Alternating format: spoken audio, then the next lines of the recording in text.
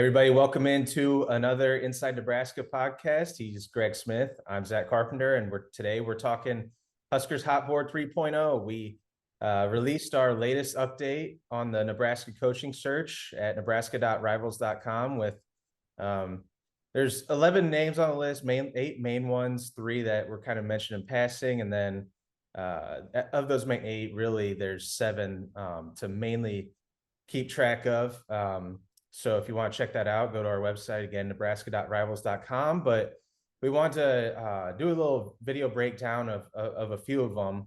Greg, the last Thursday, November 3rd, was such a wacky day. And we wanted to give a little bit of time between that crazy day and then the release of this list as we kind of vetted things. We talked to multiple sources, multiple people around this coaching search to get a more clear picture of where the coaching search stands. Thursday was kind of one of those weird days where, like you had mentioned before, like we haven't had one of those days yet during this search. I mean, it's been 2 months and nothing like that day happened. And then it turned into much ado about nothing. It was the morning started with some intensity, and then eventually trickled down. And then, I mean, about mid-afternoon, I was told by one of my trusted sources, like, you guys can relax. Like, you and your staff can relax. Nothing is going on, because nothing came out of it that was actually newsworthy.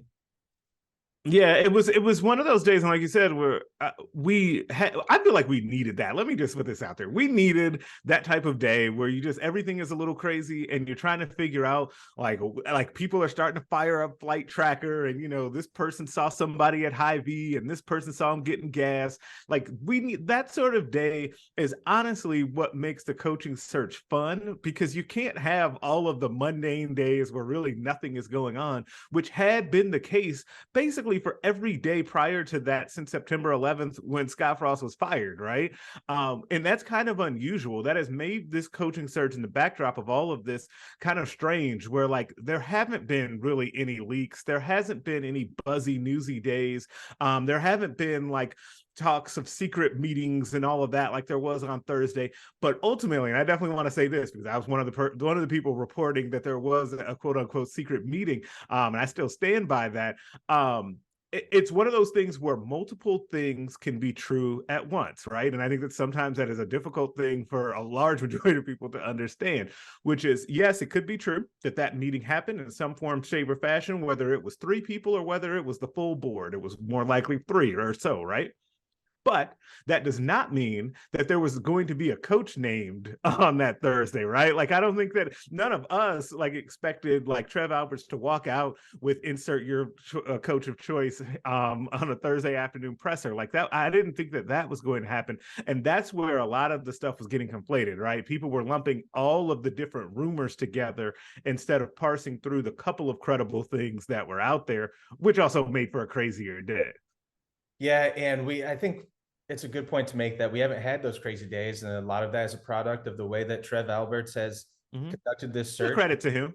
It's pretty much gone exactly how we anticipated, where we weren't going to have those days, because the way that the fashion in which this search has been conducted from the top down. But nothing actually newsworthy regarding the coaching search came out that day. But what that day did do is give us a runway, give us an avenue to start getting more information and updates on where the search stands now.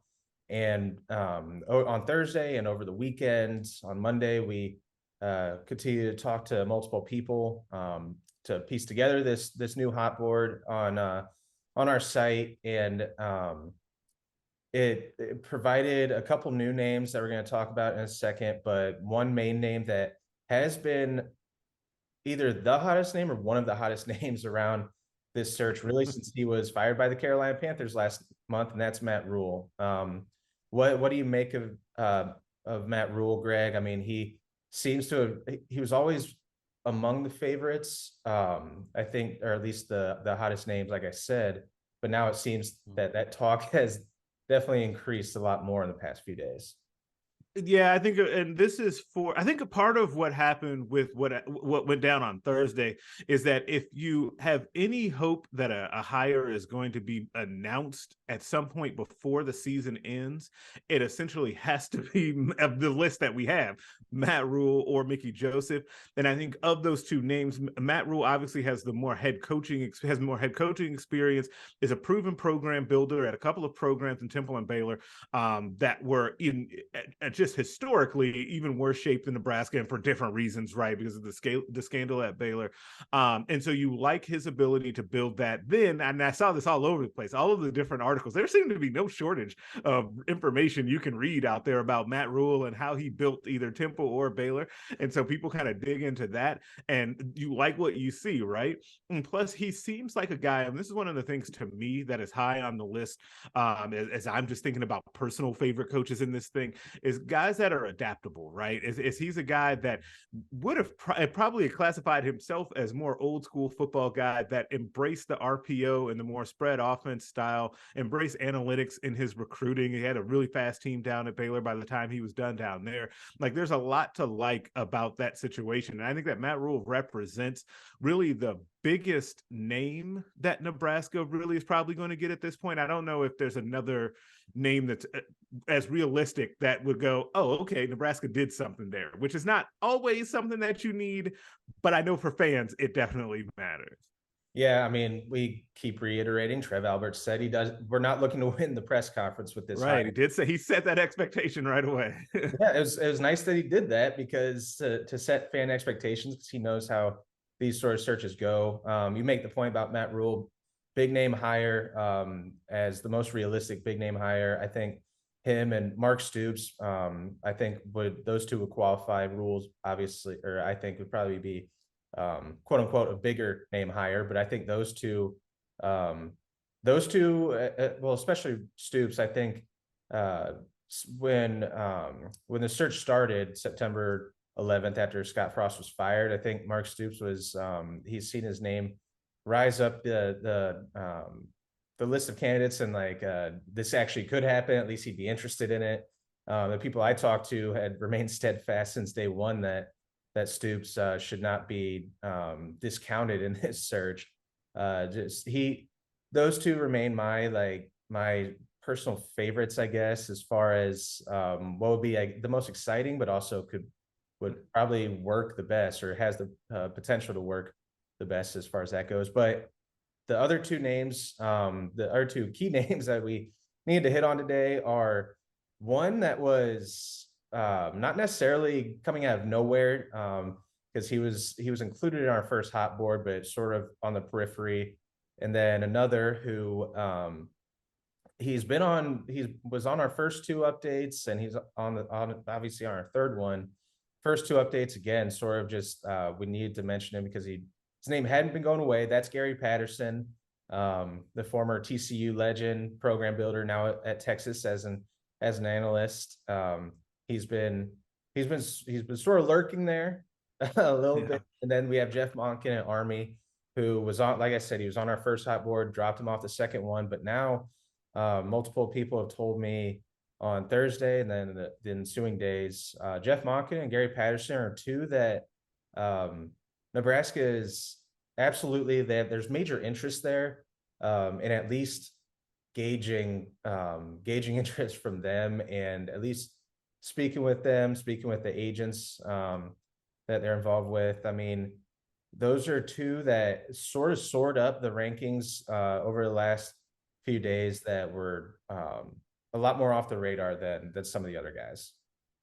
Yeah, absolutely. And I think that Monkin was a name that was mentioned to me as well late last week that I don't want to say it didn't catch me by surprise. Like you said, he had been circling the wagons, right? He'd be kind of on the periphery of the search. And you just kind of had the feeling that he would be someone that would at least be looked at, right? Like that was always kind of the thing. And then his name really surfaced last week. It's an interesting one. I feel like you would definitely not win the press conference, as Trev Alberts has alluded to, with that hire. And you would have to do a lot of explaining. There would be some really, I'm imagining the press conference on that one, just to take it all the way there, where we're in the room and people are asking some really pointed questions about how this came to be, what the offense is going to look like, what type of staff he thinks he could be able to hire. You just think about those things, and right away, and then that's beyond kind of the immediate fan pushback that you're going to get. And this is always something that's going to happen. And I was reading something over the weekend actually about this, just kind of doing some research about Monkin, and he's spoken about that, about how there are fan bases that are kind of reluctant to like embrace people just when they hear them say they like the triple option versus saying the RPO. Now, Nebraska is a unique situation in that, right? Because I don't want to say paint with a broad brush and say that every fan would be against him being hired, because they wouldn't. We know that there are fans out there, we hear from them every day on our message board, that would love to go back to running the option. If you think back to last year when Nebraska successfully ran some of those option elements against that bad Northwestern team and that blowout win at home, fans were going nuts in the stadium for those option plays, right? Can you do that and replicate it over the long haul in the Big Ten remains to be seen. But it would be at least interesting. Like it would at least give some interest, but it would be a tough sell, admittedly.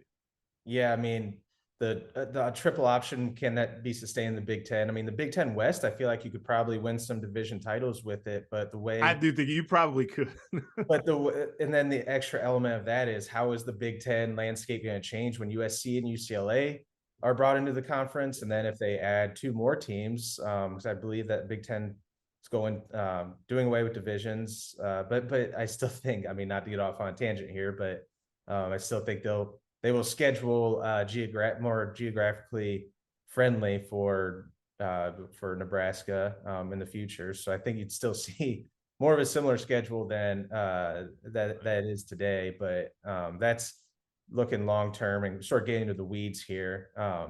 Because one more that storyline, coach, that we want to talk about is obviously sort of like an elephant in the room, and that's Mickey Joseph and his status as the interim coach. It's been pretty incredible to watch a sort of roller coaster, right? I mean, right. After the Oklahoma loss, after they get blown out, there are a lot of people saying he's not the guy, when it's like that's a little ridiculous. Like, that's very short-sighted. I mean, he was put into an impossible situation a week out, going against a team that at the time looked like they were going to be competing for Big 12 title and potentially a college football playoff spot. He bounces back. They beat Indiana and Rutgers, two games that previous iterations of this Nebraska team would not have closed those games out, right? Right. And it just felt like he quickly implemented his philosophies, his style, that open door policy that we talk about, for instance. Just felt like he was able to shift things, shift mindsets, shift the culture very, very quickly around the program. And then, I mean, that Purdue game, again, they stayed in the fight when it looked like they would have wilted in the past. But then the results haven't been there on the field, despite all of the vibes and the mindset around this program changing. They were 3-3, share of the Big Ten West lead. And then had two games where those monumental showdowns, right? Like Bill Bush. That's right. Shouts to Bill Bush.